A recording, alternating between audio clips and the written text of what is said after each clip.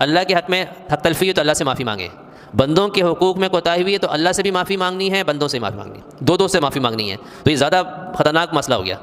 اور اگر بندوں سے معافی نہیں مانگی تو کل وہ گریبان پکڑے گا۔ اور کتنے لوگ ہیں ایسے جنہوں نے لوگوں کا حق کھایا اور آج قبرستان چلے گئے، قبروں میں پڑے ہوئے، ان کو جواب دینا اس چیز کا، تو یہ چیز معاف نہیں ہوتی ہے۔ رسول اکرم صلی اللہ علیہ وسلم ہر ایک کا جنازے کی نماز پڑھاتے تھے، لیکن جو قرض دار قرض ادا کیے بغیر دنیا سے جاتا تھا اس کی نماز جنازہ نہیں پڑھاتے تھے۔ رسول اکرم صلی اللہ علیہ وسلم نے ایک موقع پہ فرمایا کہ شہید، اللہ کے راستے کا شہید، اس کا ہر گناہ معاف ہو جاتا ہے۔ پھر آپ نے اتنے میں جبریل علیہ السلام آئے، وحی لے کر آئے، انہوں نے بتایا کہ سوائے قرض کے، آپ نے پھر اعلان سنو، سوائے قرض کے باقی ہر گناہ معاف ہو جاتا ہے۔ شہید کتنا بڑا رتبہ ہے، یعنی اس کا خون زمین میں بعد میں گرتا ہے، سارے گناہ پہلے معاف ہو جاتے ہیں، لیکن سارے گناہ میں قرض نہیں ہے، قرض اس نے پھر بھی دینا ہے۔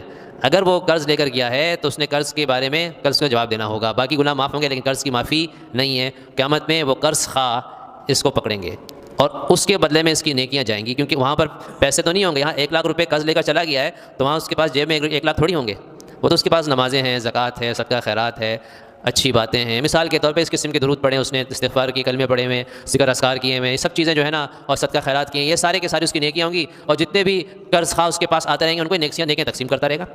یہ اس کی ساری نیکیاں ہوں گی، یہ اس کی کل جمع پونجی ہوگی جو اس نے وہاں پر اس کے ساتھ ہی لین دین کرنا ہے، نیکیوں کے ساتھ لین دین ہوگا۔ نیکیاں ختم تو ان کے گناہ اس کے سر یہ ڈال دیے جائیں گے۔ تو اس سے اندازہ لگائیں کہ یہ جو بندوں کا حق ہے، خاص کر قرض کے بارے میں، کتنی سخت بات ہے کہ آپ صلی اللہ علیہ وسلم اس کی نماز جنازہ نہیں پڑھاتے تھے، اور آپ صلی اللہ علیہ وسلم جس کی نماز جنازہ نہ پڑھائیں تو اس سے اندازہ لگاؤ کہ آپ صلی اللہ علیہ وسلم اس سے کتنا ناراض تھے کہ بندے کا حق مار کے گیا ہے۔ حالانکہ اس زمانے میں بے نمازی کا تو خیر تصور نہیں تھا، ایسے ایک شخص نے خودکشی کر لی، حضور اکرم صلی اللہ علیہ وسلم اس کی نماز جنازہ نہیں پڑھائی، یعنی کبیرہ گناہ کا مرتکب ہوا ہے۔ آپ نے صحابہ سے فرمایا کہ تم لوگ پڑھو، تم لوگ اس کی نماز جنازہ پڑھو، آپ نے نہیں پڑھائی اس کی۔ تو اس سے معلوم ہوتا ہے کہ یہ بڑے خطرناک گناہ ہیں کہ جس سے وہ آپ صلی اللہ علیہ وسلم کی رحمت سے دنیا کے اندر محروم ہو رہا ہے، تو آخرت میں اس کا کیا حشر بنے گا۔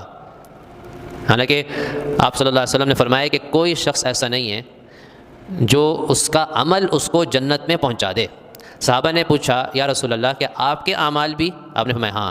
فرمایا کہ میرے اعمال بھی اس قابل نہیں ہیں کہ وہ اعمال مجھے جنت میں پہنچا دیں جب تک کہ اللہ تعالیٰ کی رحمت نہ ہو۔ اس سے معلوم ہوا کہ انسان جتنا بھی عمل کر لے وہ جنت کا مستحق نہیں بن سکتا۔ اسی لیے حدیث میں آتا ہے کہ ایک آدمی پیدا ہونے سے مرنے تک سجدے میں پڑا رہے تو بھی اس نے اللہ کی نعمتوں کا حق ادا نہیں کیا۔ حق ادا ہی نہیں کر سکتے ہم، اللہ تعالیٰ نے جو نعمتیں دی ہیں اس کا حق ادا کرنا کسی انسان کے بس کی بات نہیں ہے۔ تو آخرت میں نجات صرف اور صرف اللہ تعالیٰ کی رحمت سے۔